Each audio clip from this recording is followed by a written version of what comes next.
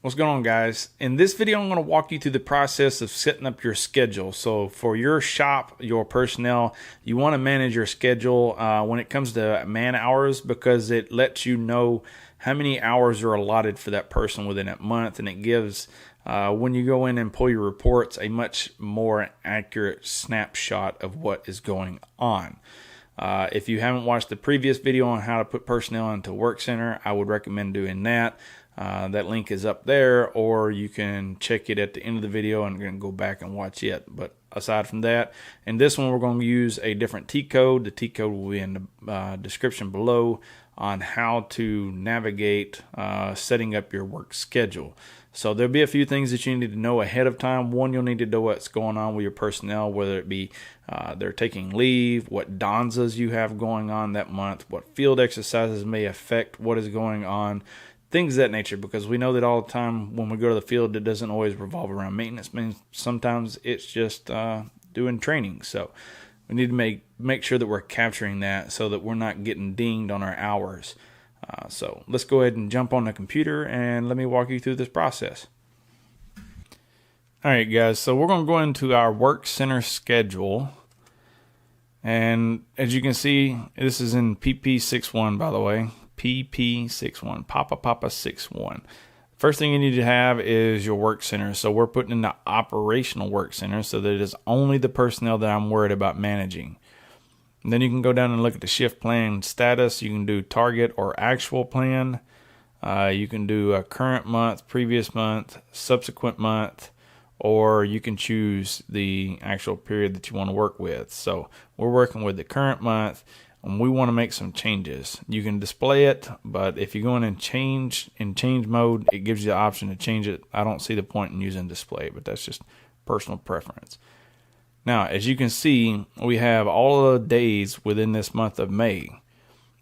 And you can see that it already has days off, and then allotted, it has 8 hours in each of those days. So what we can do is we can go in here and change these. Like the last weekend of this month is a 4-day weekend for Memorial Day weekend. So what I want to do is I want to put this as a day off. So I'm going to highlight and wait until the little box pops up. Now I can go in here and I can change it. If I wanted to change the hours, I can change it to 4, 8, 9, 10, 12. I can change it to light duty, day off, regular day off, TDY, different things. So in this case, we're just going to make it a day off and then hit execute. And at that point, it makes it a day off for that person. And then we're just going to go down through there and do each one of these. And this is going to mitigate the amount of hours. Now, if you ever notice when you go in and try to give somebody hours, so if you are working a long day, like 12 hours, and you try to give somebody 12 hours worth of work, it may not let you. And that's because in this, it doesn't give you more than 8 hours off the bat. So you need to go in and make those changes.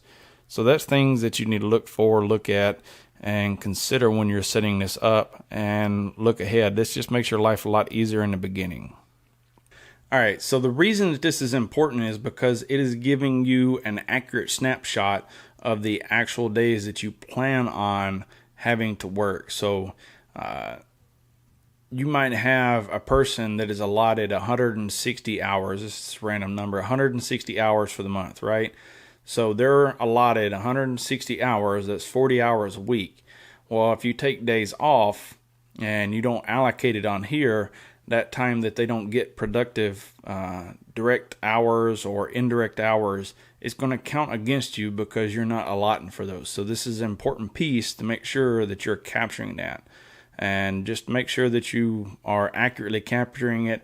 And if things change, you can go back in there and change it. And this just saves you a little bit of work when it comes to Cat 2, which is later on, and you're putting in that non-productive time or those indirect hours. So just food for thought. Hopefully you got something from it. If you get any comments, questions, or concerns, please go down in the comments. Let us know there. If you know something else about this that I didn't highlight, that I might need to highlight in another video, please let me know. If you liked it, give it a thumbs up. Subscribe if you haven't already, and I will see you guys in the next video.